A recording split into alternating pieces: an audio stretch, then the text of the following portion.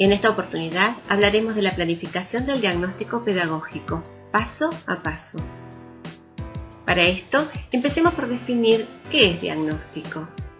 Tomemos algunas palabras de Miguel López Melero, quien considera el diagnóstico como un proceso, es decir, como algo dinámico, mediante el cual se busca y se construye un conocimiento básico a modo de paso previo, es decir, que no es definitivo, sobre alguien o sobre algo que necesita de una intervención. ¿Para qué?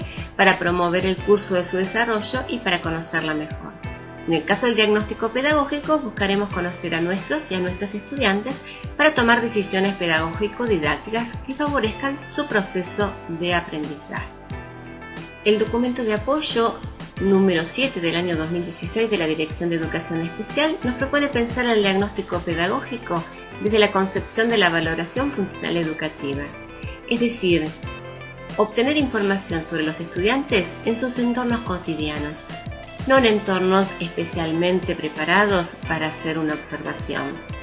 De esta manera vamos a poder valorar a nuestros estudiantes, sus capacidades, sus necesidades, pero también qué tipo de situaciones, qué tipo de agrupamientos, qué tipo de entornos los motivan para adquirir conocimientos.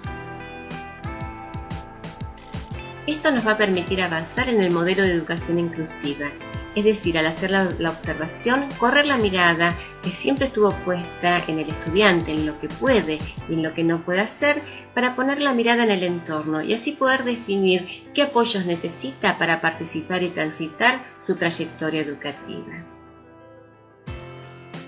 Puesto en claro el marco conceptual, planifiquemos un proyecto de diagnóstico pedagógico. En la primera etapa vamos a definir qué vamos a observar, qué vamos a describir y qué vamos a valorar. La circular técnica número 1 del año 2010 de la Dirección de Educación Especial nos propone que tengamos en cuenta las particularidades de cada uno de nuestros estudiantes y sus estilos de aprender. Cuáles son sus intereses, sus expectativas y sus deseos. Que evaluemos sus conocimientos, sus niveles de competencia curricular en cada una de las áreas, sus fortalezas y sus capacidades. También es importante observar sus posibilidades para el desarrollo autónomo y también cómo es su entorno familiar y social como otros espacios donde transcurre el aprendizaje. Lo primero que tenemos que hacer es explicitar qué teorías del desarrollo y o del aprendizaje van a sustentar nuestra observación, porque en base a ellas vamos a diseñar nuestro proyecto. En segundo lugar, tenemos que definir el área o las áreas de observación. Por ejemplo, podemos definir que vamos a observar en el área del lenguaje, específicamente el lenguaje escrito. En tercer lugar, debemos expresar claramente los aspectos a observar. Por ejemplo, podríamos observar qué conocimientos tienen sobre el lenguaje escrito.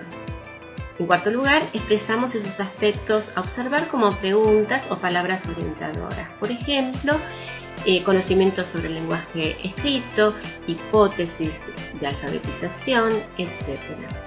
En quinto lugar, ordenamos esas palabras o preguntas teniendo en cuenta el grado de complejidad de las habilidades y contenidos implicados.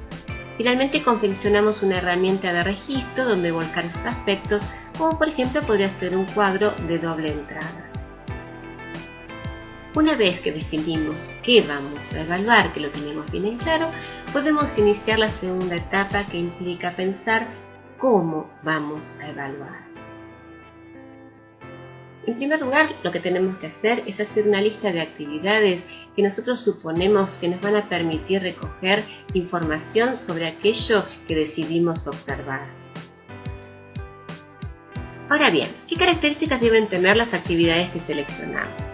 Por un lado, tienen que formar parte de las propuestas habituales del grupo escolar, deben ser algo familiar y no algo artificialmente armado para la ocasión. Deben ser significativas, por lo tanto tienen que estar contextualizadas. También tienen que incluir instancias de resolución, tanto grupales como individuales. Esto es muy importante porque nos va a permitir observar qué tipo de consignas puede resolver cada estudiante por sí mismo y por sí misma, cuáles puede resolver con ayudas y además qué tipo de ayudas necesitan. Las actividades también se deben desarrollar en distintos espacios de la escuela. Esto nos va a permitir observar en qué ámbitos se sienten más cómodos para participar y aprender nuestros y nuestras estudiantes. No se olviden de considerar diferentes alternativas que tengan en cuenta los diferentes niveles de complejidad, tanto en la forma de presentar la información, como en las consignas, como en los recursos y también en las modalidades de participación y resolución que les ofrecemos. Por último, no se olviden de incluir actividades que involucren a las familias. Una vez que tengo hecha mi lista de actividades, voy a ordenarlas teniendo en cuenta el nivel de complejidad creciente, es decir, de las más sencillas a las más complejas. Y ahora sí, en tercer lugar, voy a planificar cada una de las actividades. Para cada actividad voy a incluir qué aspectos voy a evaluar en esa actividad. La voy a describir paso a paso. Voy a explicitar qué consignas voy a dar. Voy a definir qué criterios voy a utilizar para la organización del tiempo y del espacio. También voy a pensar cómo voy a agrupar a los estudiantes, con qué criterios, qué recursos voy a proponer, siempre pensando en alternativas que incluyan a todas y a todos los estudiantes. Y finalmente, ¿qué modos de intervención voy a utilizar? ¿Qué preguntas voy a hacer? ¿Qué orientaciones voy a dar?